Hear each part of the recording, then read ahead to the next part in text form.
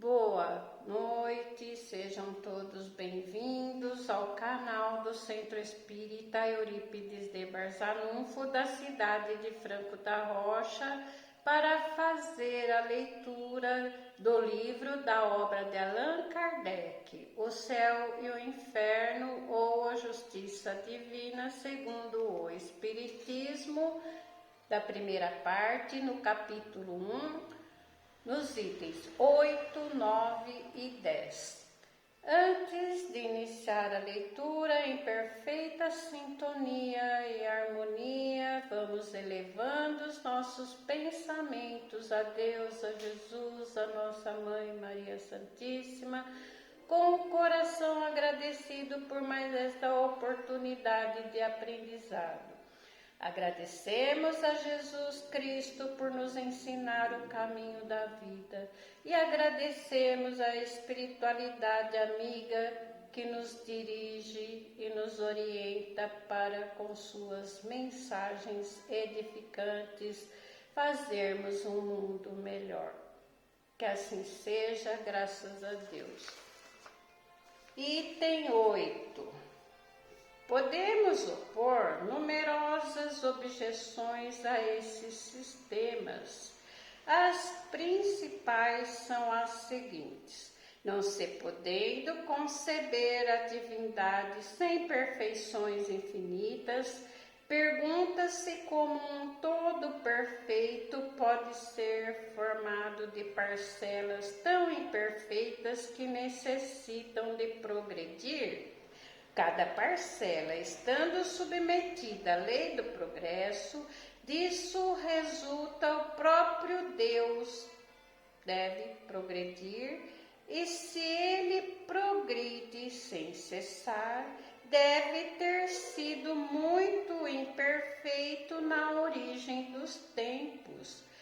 Como um ser imperfeito, formados de vontades e ideias tão divergentes, pode conceber as leis harmoniosas, tão admiráveis, de unidade, de sabedoria e de previdência que regem o universo? Se todas as almas são parcelas da divindade, todas concorreram para a criação das leis da natureza. Como se explica que elas mesmas protestem continuamente contra essas leis que são a sua própria obra? Uma teoria só pode ser aceita como verdadeira sob a condição de satisfazer a razão e explicar todos os fenômenos que abrange. Se um só fato puder desmenti-la, é que ela não possui a verdade absoluta. Kardec está comparando aqui as doutrinas, que estavam falando naquela época, que ele fez essa obra, sobre a absorção do nada e sobre o panteísmo, Essas teorias nós já vimos na questão número 7 que a irmãzinha Emília fez. E para nós espíritas não faz nenhum sentido. Nós não podemos acreditar nessas teorias porque Deus, para nós, Ele é todo poderoso, Ele é perfeito, Ele é absoluto, Ele é de toda bondade e amor, Ele é toda sabedoria. E Ele é o Criador de tudo e de todos nós. E Ele fez as leis que regem o universo tão perfeitas. Então, Kardec está falando, das contrariedades dessas teorias. Mas nós temos que respeitar as crenças de outras culturas e de outras religiões. Mas para nós espíritas, essas doutrinas que falam da absorção do nada ou da absorção do todo não tem lógica.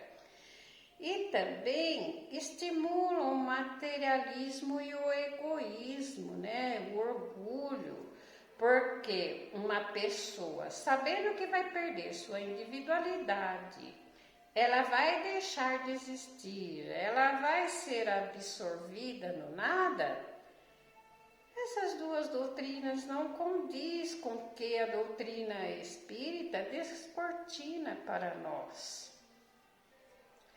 E concluindo, a gente chega na observação final desse item, que é para nós não aceitar uma teoria, né, religiosa, se essa doutrina tiver apenas um ponto que não satisfaça a razão ou ao bom senso, que ela não pode ser aceita como doutrina. Item 9. Do ponto de vista moral, as consequências são também inteiramente ilógicas. A princípio, temos para as almas, como no sistema precedente, a absorção no todo e a perda da individualidade. Se admitirmos, segundo a opinião de alguns panteístas, que elas conservem a sua individualidade, Deus não terá mais uma vontade única, pois será um composto de miríades de vontades divergentes. Depois, sendo cada alma parte integrante da divindade, nenhuma será dominada por um poder superior. Em consequência, não haverá nenhuma responsabilidade individual pelos atos bons ou maus, como nenhum interesse em fazer o bem, podendo fazer o mal impunemente, desde que ela é o soberano Senhor de si mesma. Kardec ainda está falando do panteísmo, que nesse caso é uma crença que todos os espíritos fazem parte de um todo. E a doutrina espírita nos ensina que nós possuímos a individualidade da alma e somos criaturas de Deus. Então, essa é uma das grandes diferenças entre o panteísmo e o espiritismo. Na crença panteísta, é como se não houvesse uma causa primária de todas as coisas, de cada parte, né? Cada alma, não estando sujeita à lei do progresso, para a alma tanto faz fazer o bem ou o mal, podendo inclusive fazer o mal impunemente, porque ela é o soberano Senhor de si mesmo. Então, esse tanto faz é o que vai motivar a alma para o bem ou para o mal, se ela não aguarda nada lá no futuro, se a vida se extingue, se acaba no momento do último suspiro. Então, essa doutrina do panteísmo, ela não condiz, né, com a realidade. Item 10. Além desses sistemas não satisfazerem a razão nem as aspirações do homem, apresentam-se, como se vê, cheios de dificuldades insuperáveis, de maneira que são incapazes de resolver todas as questões de fato que levantamos. O homem tem, portanto, 3 alternativas: ou nada, a absorção ou a individualidade da alma antes e após a morte. É a esta última crença que a lógica nos leva invencivelmente. É ela também que constitui o fundo de todas as religiões desde que o mundo existe. Se a lógica nos leva à individualidade da alma, nos leva também a outra consequência, a de que a sorte de cada alma deve depender de suas qualidades pessoais, pois seria irracional admitir que a alma atrasada do selvagem e a do homem perverso estivessem no mesmo nível que o homem de bem e do sábio. Segundo a justiça, as almas devem ter responsabilidade dos seus atos, mas para que sejam responsáveis, é necessário que sejam livres para escolher entre o bem e o mal. Sem o livre-arbítrio, haverá fatalidade, e com esta alma não poderia ter responsabilidade. Kardec está falando aqui da terceira doutrina, que é a doutrina da individualidade da alma e que nós espíritas já conhecemos. A razão nos diz que Deus não nos criaria para que a gente morresse e simplesmente desaparecesse. E os destinos que nos aguardam no futuro, quando desencarnar, está relacionado com a nossa conduta. Como ensina Jesus, teremos os méritos que plantamos ao longo das nossas existências, ou seja, cada um segundo as suas obras. Isso não é uma espécie de punição.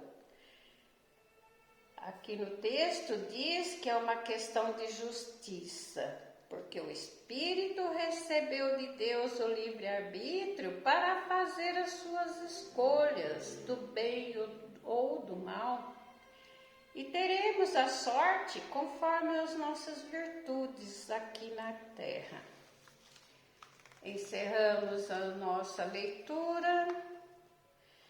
Vamos agradecendo ao Senhor Deus por estarmos nas energias de paz, que a luz de Jesus seja um farol trazendo harmonia para todo o planeta, que a graça divina nos conceda as bênçãos para que o bem se expanda a todos. Vibramos uma chuva de bênçãos, de bálsamos, de coragem para todos os irmãos que nos assistem. E vamos fazer a prece do Pai Nosso. Pai nosso que estás no céu, santificado seja o vosso nome, venha a nós o vosso reino, seja feita a tua vontade, assim na terra como no céu. O pão nosso de cada dia nos dai hoje, perdoa nossas dívidas e ofensas, assim como perdoamos os nossos devedores e ofensores. E não nos deixeis cair em tentação, mas livra-nos, Senhor, de todo mal, porque Deus é o reino, o poder, a glória e a misericórdia para sempre. Que assim seja, graças a Deus. Nós, do canal do Centro Espírita Eurípides de Barçanufo, desejamos a todos um excelente final de semana, iluminado com as graças e as bênçãos de Deus de Jesus. Até a próxima leitura do livro O Céu e o Inferno aqui no canal. Gratidão.